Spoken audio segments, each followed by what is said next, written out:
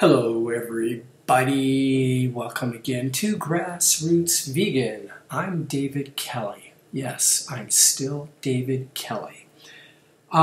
So I would like to talk about none other than David Wolfe, the king of cacao. I went to one of his events last Thursday evening at it was hosted in this old warehouse, this old brick warehouse with the tall ceilings and the big wooden beams and the hardwood floors. So the place itself had a really cool kind of presence about it. Perfect place to host such an event. And what can I say about David Wolfe? He's a great storyteller with his vast storehouse of knowledge and information. He's able to web together a wonderful myth. And what is the myth that he creates for us? It's about how as we as humans were once connected to the earth and lived in harmony with one another and lived in harmony with nature. And so we knew which plants were the most important for us, the superfoods.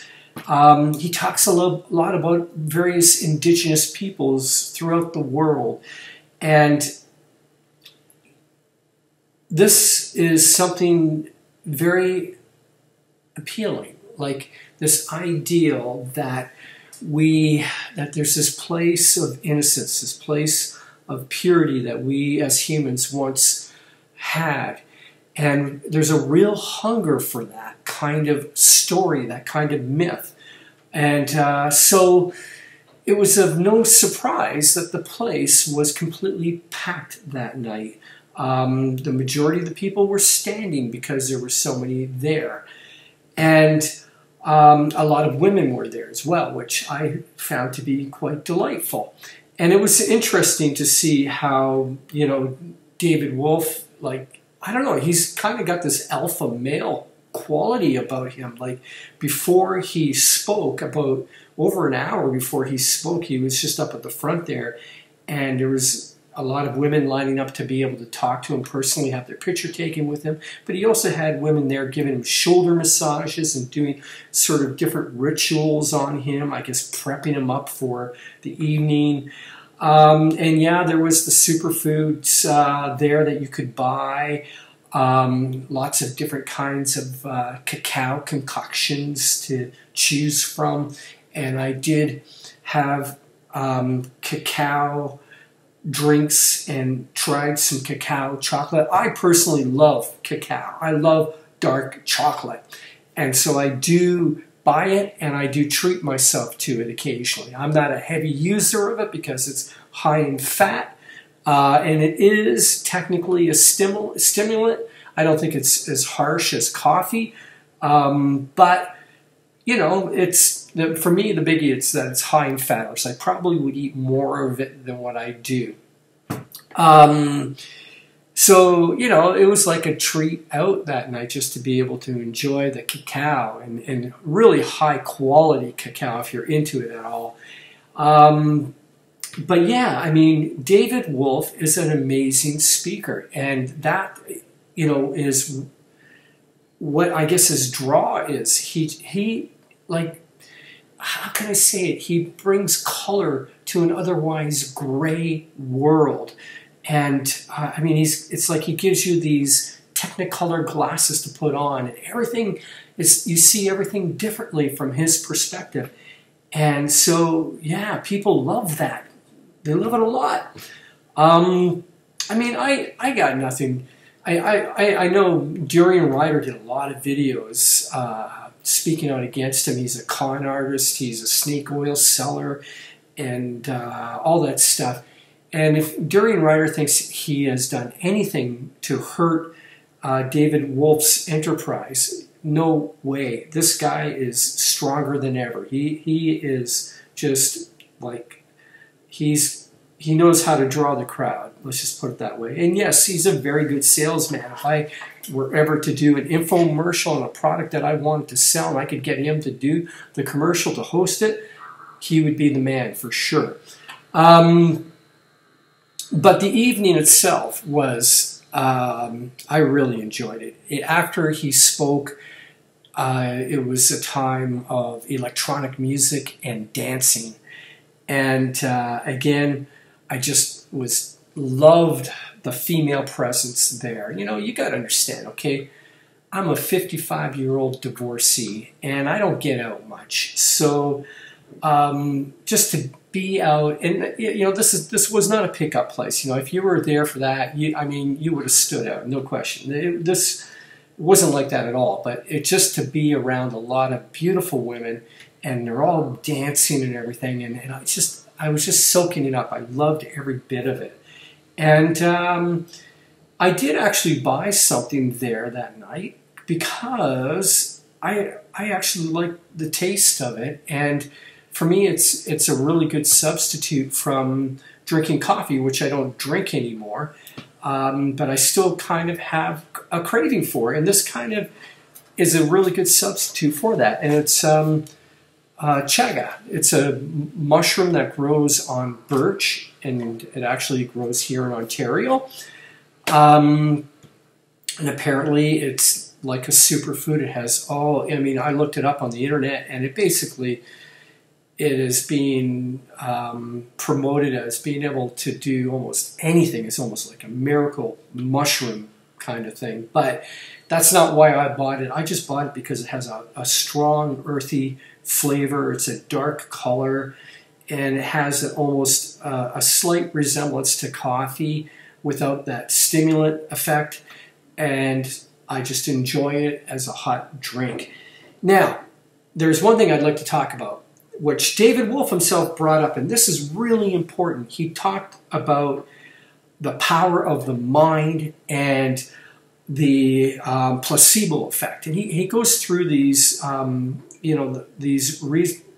clinical studies that had been done where people would do placebos, thinking that they're doing maybe the real medication that's supposed to help their condition, and they get cured. And this has been done over and over again to prove, and it's been proven that there is something about the placebo effect, the power of belief, that if you believe you're taking something that's really good for you, then it's going to have a health benefit. But what I thought was rather curious was because David Wolfe was promoting these superfoods, especially cacao, as having these really spectacular health benefits.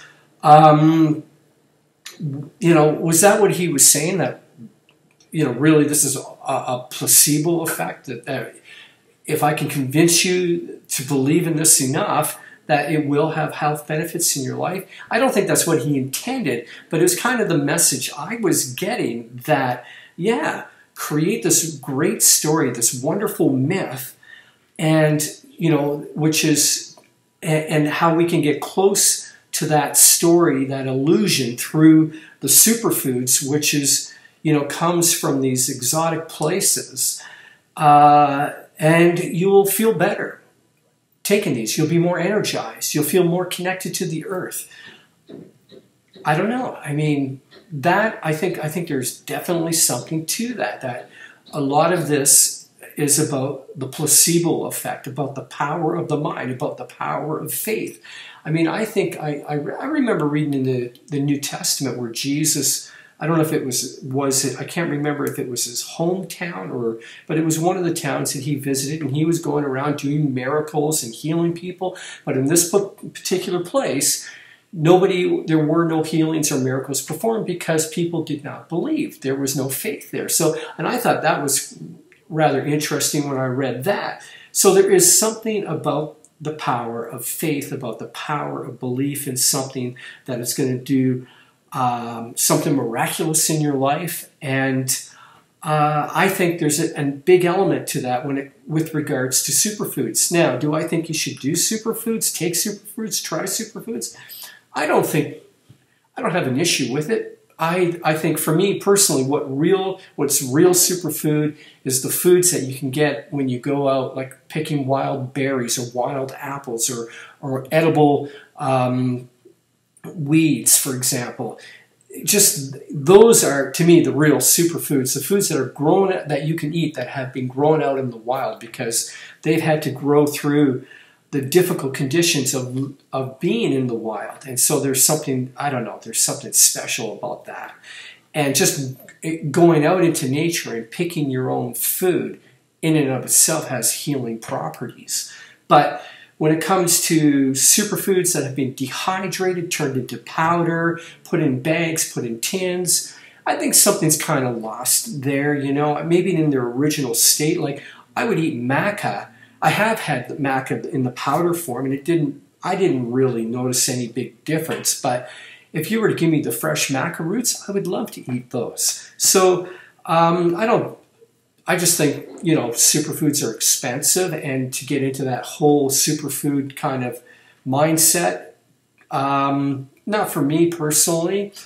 But, you know, you give me, like, I was into goji berries for a while, putting them in my salad, and it was more to do with just I enjoyed the flavors. So if you like it and it's a superfood, good. I don't see any problem there at all. But I'm sure if you really believe strongly enough that this stuff is going to have some kind of health benefit, it probably will, if, you know, if we're talking about the placebo effect here. So the night was a lot of fun. I think David Wolfe is a lot of fun to go out and see. I would encourage anybody to go out and see him. And if he ever came back to Toronto at that same place with the dancing afterwards, I would definitely go again, because that was a good night out. It's much better than, you know, I don't go to bars, I don't go to raves or anything like that. It was, for me, good, clean fun. And I enjoyed the female presence immensely. Thank you. Thank you. Oh, yeah. Anyways, that's all I got to say for this video. Take care and have a great day. Eat healthy and live well.